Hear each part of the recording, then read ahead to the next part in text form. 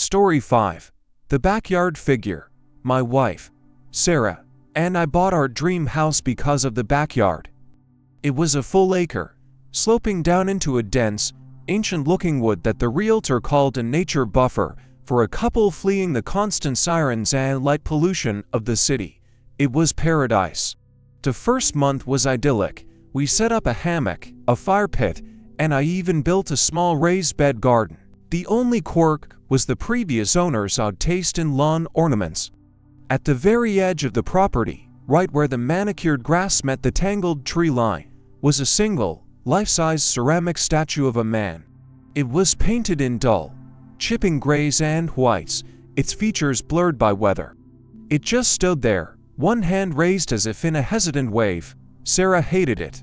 "It's creepy, Mark. It feels like he's always watching the house." I laughed it off. "It's just a no-me for people with no taste. I'll get rid of it this weekend." The work got busy. A big project landed on my desk, and the statue became part of the scenery, a forgotten joke. Until the noses started, it began as a soft thump in the night, coming from the backyard. We'd shine a flashlight from our bedroom window, but see nothing. Our dog, a stoic old Labrador named Gus, would sometimes stand at the back door, a low growl rumbling in his chest, his eyes fixed on the tree line. Then, one night, I saw it. I was up late, finishing a report at the kitchen table. The motion-activated security light at the back of the yard flicked on, flooding the area with a harsh, white glare, and the statue was gone. The spot where it had stood for months was just an impression in the grass. My blood went cold. I scanned the yard. Nothing. Then, movement closer to the house caught my eye. There, standing just outside the circle of light from the patio, was the statue. It was closer, a good 50 feet closer. Its featureless face seemed to be pointed directly at me, voice drops to a whisper. I woke Sarah up. By the time we both got to the window, the security light had turned off.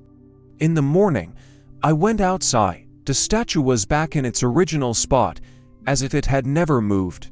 But the grass between its old position and its new one from the night before was slightly trampled. This became the new pattern. Every 2 or 3 nights, the light would trigger. The statue would be in a different place, sometimes near the garden, sometimes by the fire pit, always closer to the house. And every morning, it would be back at the tree line. Sarah was hysterical. We called the police. The officer who came was polite, but his eyes held a familiar, patronizing gleam. He suggested it was a prank. Teenagers. The final night, it rained. A cold, relentless downpour. The security light flicked on. This time, the statue was standing on our patio, its blur, ceramic face just inches from the glass of the sliding door. The rain made it look like it was sweating. We didn't wait for morning. We grabbed Gus, got in the car, and sped to a hotel. The next day, I went back alone in the bright, unforgiving sunlight. I was armed with a sledgehammer. I was going to smash that thing into 1,000 pieces. I marched across the wet lawn, my anger overpowering my fear. The statue was in its usual spot. I hefted the sledgehammer, and then I saw it, up close, for the first time. The ceramic wasn't chipping paint. It was a thin layer of plaster, and it had cracked in several places from the rain. Through the cracks, I could see something else, something dark and textured. I reached out, my hand trembling, and picked at a loose flake. It came away easily. Underneath wasn't gray ceramic. It was rotting, waterlogged cloth and skin. I called the police again. This time, they came with detectives. They carefully chipped away the plaster shell. Inside was the body of the previous homeowner, a man who had been reported as a missing person 6 months before we bought the house. He'd been posed, his arm propped up to look like a waif. The coroner said he'd been there for a long time. We moved out that week. The house is empty now. But sometimes, I have nightmares about that backyard. And in the dream, the figure isn't at the tree line anymore. It's right outside my window. And its hand isn't waving, it's knocking. Story 6. The Midnight Radio Station. I drive a tow truck for a living. The graveyard shift, 8 p.m. to 6 a.m., is a solitary life. Just me, the hum of the engine, and the crackle of the dispatcher's voice on the two-way radio. To stay awake, I cycle through the AM radio bands, a wilderness of fire and brimstone preachers, conspiracy theorists, and static. That's how I found it. Station 870 AM. It didn't have a call sign, just a man's voice. He called himself the night manager. His voice was calm, smooth, like warm oil. He didn't play music, he just talked. He described the streets he was observing. At first, it was mundane stuff. The traffic light at Elm and Fourth is cycling from red to green, for no one, or Mrs. Henderson on Sycamore Lane is forgetting to water her azaleas again. They're so thirsty. It was oddly soothing. His voice was a companion in the emptiness. But then, his observations became more specific, more personal. "The blue Toyota Camry with the dented rear fender," he said one night, his voice a soft murmur through my speakers. "You should really get that tail light fixed. It's a violation, and you're low on washer fluid. It's supposed to rain later." I froze, my hands tightening on the wheel. I drove a blue Toyota Camry with a dented fender. My tail light was out. I'd been meaning to get it fixed. It was a coincidence. It had to be. I quickly changed the station, my heart thumping. But like a tooth you can't stop probing with your tongue, I went back the next night. His voice was weighing. "Hello, Michael," he said. My name. It felt like a bucket of ice water had been dumped down my back. "You seem tense. Long night. You've only had 2 calls. The first was for a dead battery, a 2012 Honda Civic on the northbound 95. The second was a flat tire on a minivan near the old quarry. You spent 17 minutes on that job." He knew my name. He knew my schedule. He knew how long my jobs took. I grabbed the radio's tuning knob, my hand shaking, and spun it, flooding the cat with static and fragments of other stations. I didn't sleep that day. I lay in my bed, the curtains drawn, listening to the ordinary sounds of my neighborhood, feeling anything but ordinary. I was being watched, narrated. That night, I was afraid to turn on the radio. But the silence in the cab was worse. It was a vacuum, and my fear expanded to fill it. I took a deep breath and tuned to 870 AM, static, for an hour. Just hissing white noise. I started to feel a flicker of relief. Maybe it was over. Maybe he'd moved on. And then, the static faded, and his voice returned, lower now, more intimate. "Michael," he whispered, "you're on Cherry Street. You just passed house number 2247. You're driving 5 miles per hour over the speed limit. You're thinking about turning around and going home." Calling in sick, I slammed on the brakes, the truck lurching to a halt. I was on Cherry Street. I had just passed 2247. I was thinking about going home. "Don't go home, Michael," the voice continued, a subtle, chilling smile in its tone. "Your front door is unlocked. And I'm already in the kitchen, waiting. I made coffee. It's stale, just like you like it." I don't remember the drive to the police station. I sat in my truck in the parking lot, crying, trying to explain to a skeptical officer that a voice on the radio was in my house. They sent a car to check. My house was empty. The doors were locked. There was no coffee brewing. They suggested I see a doctor. I took a week off. But the bills piled up, and last night, I was back in the truck. I didn't turn on the radio. I drove in silence, jumping at every shadow. My dispatcher, Carla, came over the two-way. "Mikey, you okay? You're driving erratically." I keyed the mic. "I'm fine, Carla, just tired." A burst of static hissed from my personal radio, the one I hadn't turned on. It cleared, and a familiar, smooth voice filled the cab, speaking not from the AM band, but from my own two-way radio receiver. "We're all tired, Michael," said the night manager. "Now, turn left on Grand. There's a car waiting for you." It needs a tow. I still drive the truck, I have to, but I never turn on the radio. The problem is, he doesn't need it anymore. He found a new way to speak to me, and he's always telling me where to go. Story 7. The stranger in my photos. I'm not a photographer, I'm an accountant.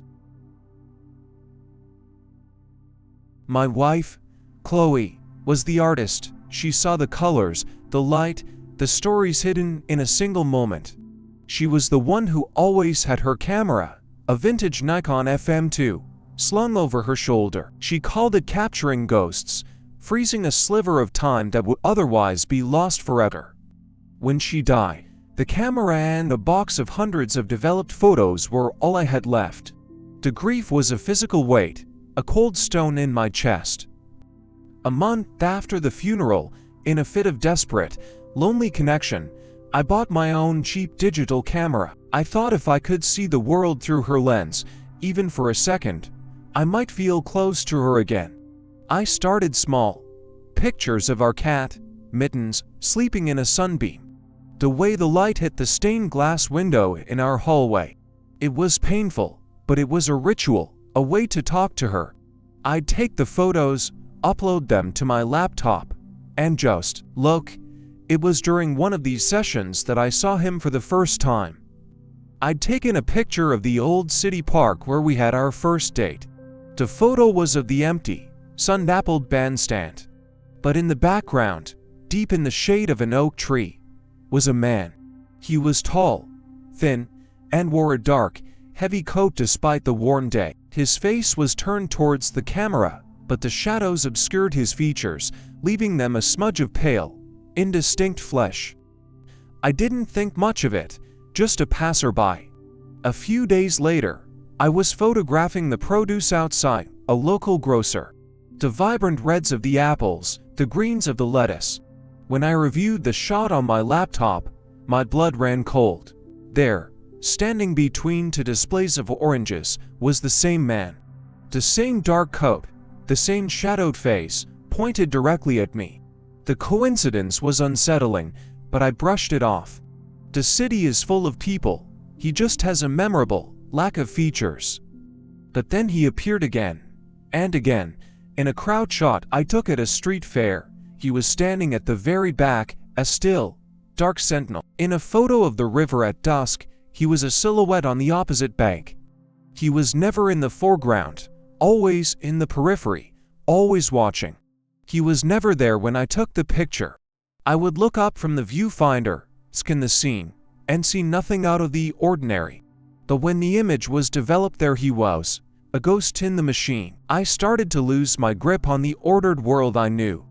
I became paranoid, jumping at shadows, constantly scanning crowds for a dark coat. I stopped taking pictures for a week. The silence in the house was deafening. The ritual was my only tether to Chloe. So, I started again, this time with a frantic, terrified purpose. I needed to catch him, to prove he was real. I went back through Chloe's old photos, the box of hundreds. He was there, in the background of a photo from our vacation to Seattle 5 years ago. In a shot from a friend's wedding 2 years before that. He was tucked into the corner of a picture from our honeymoon in Rome. He was in a photo from Chloe's college graduation, a decade ago. The same tall, thin frame, the same dark coat, impossibly unchanged. The same blurred, shadowed face, always turned toward the camera, toward her. Sound of a choke sob, then a deep breath. He wasn't following me, he had been following her. For years, and I never knew.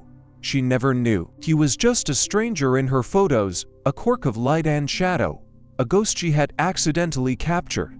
The final photo I found was the one that broke me. It was the last picture she ever took.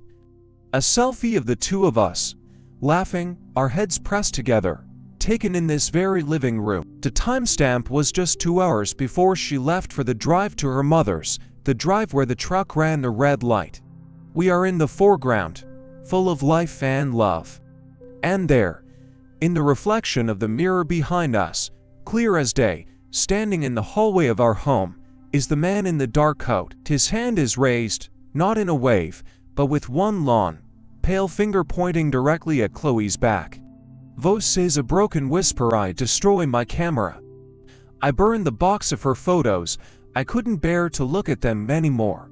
The grief has been replaced by a colder, more permanent terror. I live in a world of absolutes, of numbers that add up, but this doesn't. Was he a cause? Or was he just an observer, a vulture drawn to impending tragedy? I'll never know. Sometimes, in the dead of night, I'll take out my phone. Not to take a picture, just to open the camera app. And I'll point it at the empty chair across from me. I never press the button. I'm too terrified of what I might see looking back at me from the screen. Because the worst part isn't that he was in her photos. The worst part is the chilling certainty that if I were to look at a picture of myself, taken yesterday, or today, or tomorrow, he'd be in mine, too. If you have a story you'd like to share with the Ledger, send it to our email.